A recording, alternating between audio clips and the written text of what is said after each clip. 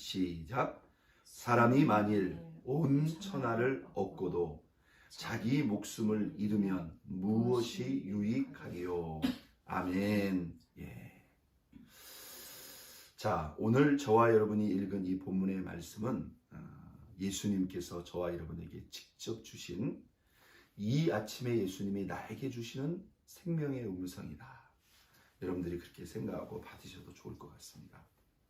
자, 너무나 상식적이고도 너무나 당연한 말이죠.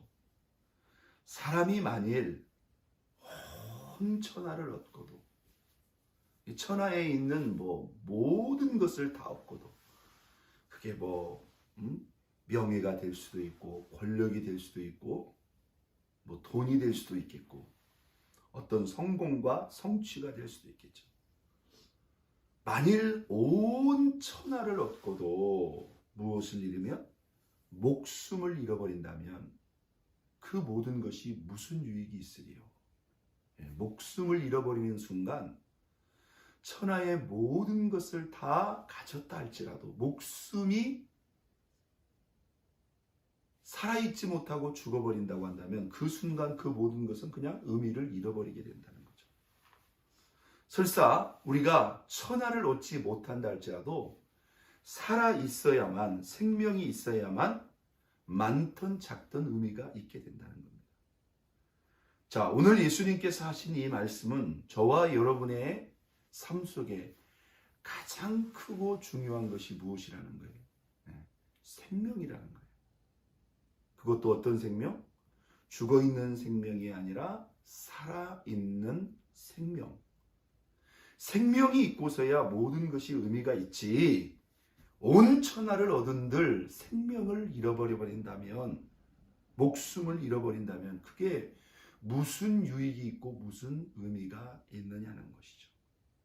여러분, 오늘 이 본문에 말씀하고 있는 이 생명은 어떤 생명일까요? 당연히 우리가 우리 육체의 생명을 먼저 생각할 수 있는데, 사실 이 문맥상 이 본문을 읽어보게 되면 오늘 예수님이 저와 여러분들이 최우선적으로 지키고 체크해야 될 이 살아있는 생명은 과연 이 육신의 생명을 말하는 것일까요?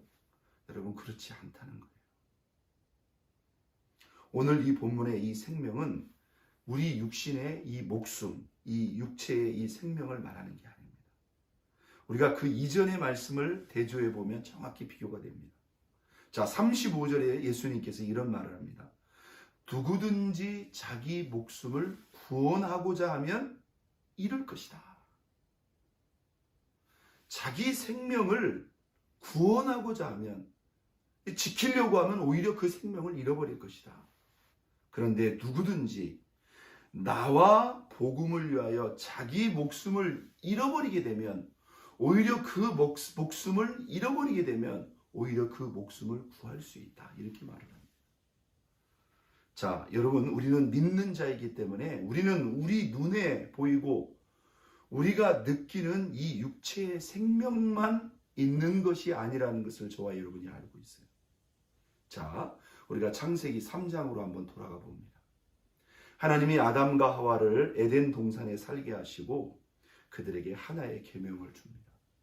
너희가 이 동산에 있는 모든 나무의 실과를 너희들 원하는 대로 다 따먹어라. 그러나 동산 중앙에 있는 선악을 알게 하는 나무의 실과는 따먹지 말라. 그러면서 따먹으면 어떻게 된다고 그랬죠? 너희가 만약 이 과실을 따먹게 되면 너희는 반드시 죽게 되리라고 했어요. 반드시 죽게 되리라. 이것이 하나님께서 인간에게 주신 첫 번째 계명이고 또 유일한 계명입니다. 여러분, 이것은 하나의 계명이지만 하나님은 이 하나의 계명만으로도 우리의 마음과 생각을 다 확인해보고 검증해 볼 수 있다는 것이죠. 여러분, 이것은 아담과 하와의 이야기만이 아닙니다. 자, 하나님께서 그 인류의 조상 아담과 하와에게 너희가 이것을 따먹으면 반드시 죽으리라 했어요. 그런데 마귀는 간교한 뱀을 통해서 하와를 뭐라고 유혹합니까? 너희들 이거 먹어도 안 죽어. 죽지 않을 뿐만 아니라 니들이 이것을 먹으면 하나님처럼 될 수 있어. 여러분, 누구의 말이 맞습니까? 하나님의 말씀은 분명히 진실이었습니다. 진리였습니다. 그런데 이 마귀는 첫 번째 인간을 시험하고 유혹할 때도 거짓으로 다가갔다는 거예요. 이 거짓의 영입니다. 거짓의 합입니다. 하나님의 말씀을 기준으로 볼 때 아담과 하와에게 던진 뱀의 말, 이 마귀의 말은 뭐예요? 거짓말이에요. 여러분, 실제로 아담과 하와는 어떻게 됐습니까? 그것을 따먹고 어떻게 됐습니까? 그들은 죽었습니다. 그런데 우리가 성경에 보면 실제로 그들이 그것을 따먹고 그 자리에서 죽었습니까? 만약 그 생명의 기준이 이 육체의 생명이라면요, 그들은 죽지 않았습니다. 그런데 하나님께서는 그들에게 뭐라고 말씀했어요? 너희가 흙이니 흙으로 돌아갈지어다 그랬어요. 너희들이 당장에는 죽지 않지만 너희들이 반드시 죽게 된다는 거죠. 여러분, 원래 하나님이 아담과 하와를 지을 때 이렇게 때가 되면 늙고 병들고 죽는 존재가 아니었단 말이에요. 이것을 따먹는 날에는 너희는 죽으리라. 하나님의 말씀을 믿지 못하고 그 말씀을 불순종함으로 말미암아 인생에게 죽음이 온 것입니다. 자, 우리가 그 창세기 3장의 사건을 보게 되면 그들은 당장 죽지 않았어요. 그런데 때가 되면 죽는 존재로 바뀌어져 버렸어요. 모든 인생에게 때가 되면 늙고 죽는 죽음의 형벌이 그때 주어진 겁니다. 그때 아담 안에서 저와 여러분들도 죽음의 형벌을 받은 거죠. 그런데 여러분, 그 죽음이라는 것은 때가 되면 죽는 그 육체의 죽음, 바로 그것뿐이었을까요? 그들은 육체적으로 당장에 죽지 않았지만 그들에게 당장에 찾아온 죽음이 있었습니다. 여러분, 그게 무엇일까요? 바로 영적인 죽음이라는 것입니다. 원래 인생은 같은 공간에서 하나님과 마치 우리가 한 집안에서 가족이 같이 살듯이 원래 하나님과 인생은 이렇게 분리되어 있는 존재가 아니었다. 같이 더불어 살 수 있는 인간이 이제 하나님 앞에 범죄함으로 그 속에 죄가 들어감으로 말미암아 죄인 된 인생은 거룩하신 하나님과 더불어 같이 살 수 없는 존재가 되어버린 거예요. 그러므로 여러분, 너희가 이것을 따먹는 날에 반드시 죽으리라 라고 했을 때 그 죽음은 때가 되면 죽는 육체의 죽음만이 아니라는 거예요. 하나님과 더불어 살 수 있는 인생이 이제는 하나님과 더불어 살 수 없는, 하나님과 분리될 수밖에 없는 영적인 죽음의 현실을 말하는 것입니다. 우리가 에베소서 2장 1절에 보니까 복음을 듣기 전에, 다시 말해서 예수 믿고 구원받기 전에 우리의 영적인 상태에 대해서 사도 바울은 이렇게 말합니다. 한번 따라서 할까요? 죄와 허물로 죽었던 너희를 살리셨도다. 그렇습니다. 여러분, 지금 예수를 믿지 않는 불신 가운데 있는 저 사람들은 육체적으로는 살아있어요. 멀쩡히 살아있습니다. 그러나 그들의 영적인 상태는 뭐예요? 하나님을 전혀 의식도 못하고 감각도 못하니 그 하나님을 두려워하겠습니까? 그 하나님 신경 안 쓴다 이 말이에요. 그게 영적으로 죽어있는 상태예요. 자, 우리가 오늘 이 본문을 통해서 사람이 만일 온 천하를 얻고도 목숨을 잃어버린다면 무엇이 유익하리요? 여러분, 여기서 이 목숨이 뭐냐 이거예요. 여기서 이 목숨은 그냥 우리 눈에 보이는 육체의 생명이 아니라, 저와 여러분이 지금 멀쩡히 살아있어요. 육체의 생명이 지금 숨쉬고 살아있다 할지라도 살아있지만 죽은 사람들이 있다 없다? 있다는 겁니다. 야고보 선생님은 사람이 하나님을 믿는다고 하면서 그 신앙과 삶 속에 전혀 행함이 없다면 행함이 없는 믿음은 무엇과 같다? 그것은 죽은 믿음이라고 했어요. 이건 상당히 의미적인 그런 의미입니다. 행함이 없는 믿음이라면 그것은 죽은 믿음이다.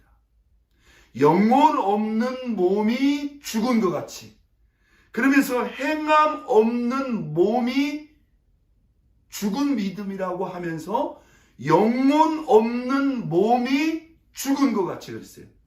여기서 영혼 없는 몸, 이 말이 무슨 말일까요? 영혼이 죽어 있는 거라는 거예요. 육체는 살아있지만 영혼이 죽어 있다면 이 사람은 살아있는 거예요? 죽어 있는 거예요? 죽어 있는 거예요. 여러분, 하나님과 우리와의 영적 관계에 있어서 그러므로 우리의 이 실체, 다시 말해서 내가 나를 살아있게 하는 나의 참된 생명의 실체는 무엇입니까? 여러분, 이 육체는요, 껍데기에 불과해요. 장막에 비유했죠? 낡으면요, 다 내려놓고 하나님께로 가야 된다는 거예요. 저와 여러분들을 살게 하고 살아 숨쉬게 하는 참된 생명의 실체, 여러분, 그것은 무엇일까요? 아주 구체적으로 심는다면 영혼을 우리가 말할 수 있습니다. 조금 넓은 범위로 말한다면 신앙이라고 말할 수 있습니다. 혹은 하나님과의 영적 관계라고 말할 수 있습니다. 실체는 우리 영혼이죠. 한번 닿습니다. 우리 영혼이 살아야 진짜 살아있는 것이다. 여러분이 이 육신의 생명도 영혼하고 연결이 되기 때문에 우리가 그냥 신경 쓰지 말라는 게 아니라 당연히 건강도 신경을 쓰셔야 되겠죠. 관리도 하셔야 되겠죠. 그러나 우리가 내 몸을 챙기고 신경 쓰는 것만큼 진짜 나를 살아 움직이게 하는 내 영혼을 신경 쓰고 챙기고 있냐 이 말이에요. 요한 3서 1장 2절에 보니까 사랑하는 자여 너의 영혼이 잘됨 같이 범사가 잘되고 네가 강건하기를 내가 간구하노라. 영혼이 잘되고 그 다음 범사가 잘되고 강건한 것이지, 이것이 진짜 살아있고 이것이 진짜 건강한 거지, 육체는 강건한 것 같지만 여러분 영혼이 설사 죽지는 않았다 할지라도 영혼이 너무나 허약해요. 영혼이 병들었어요. 영혼이 성장하지 못하고 어린아이 수준에 있는 그런 사람들이 얼마나 많이 있느냐 이 말이에요.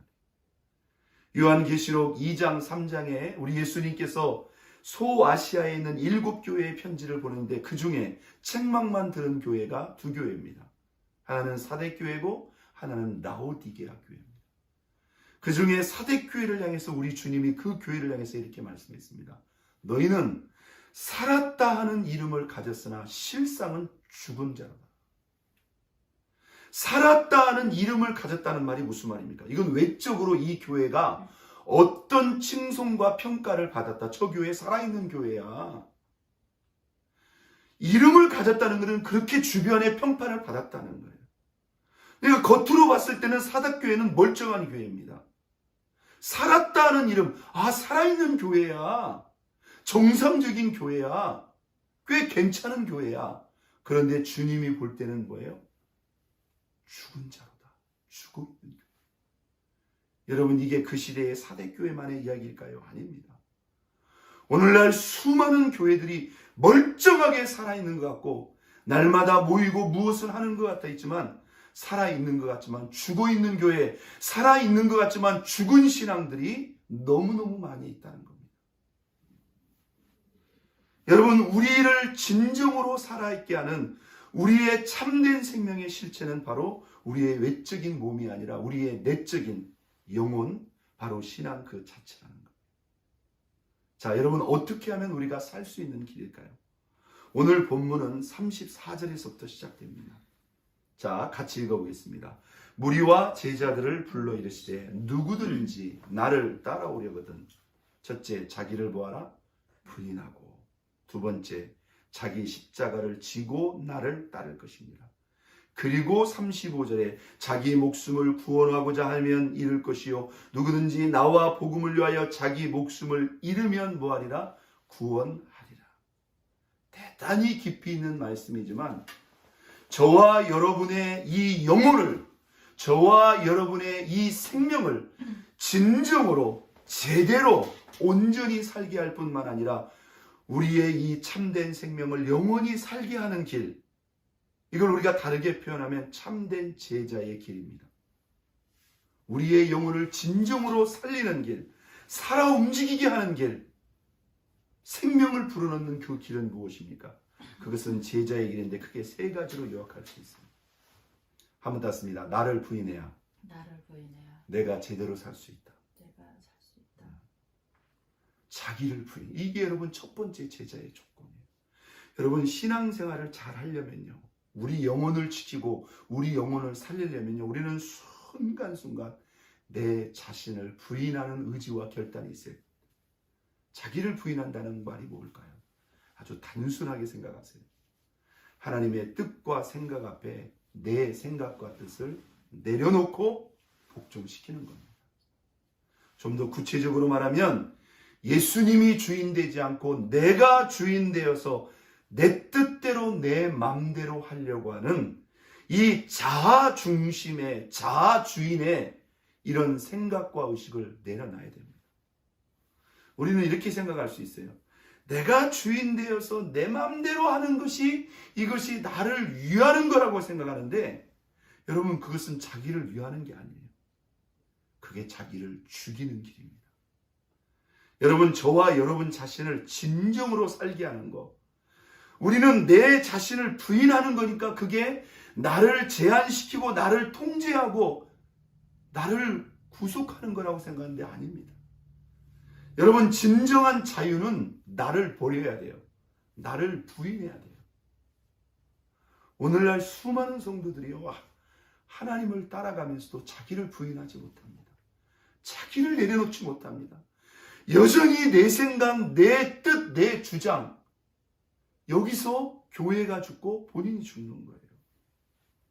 두 번째, 한번 땄습니다. 자기 십자가를 져야 진정으로 사는 길이다.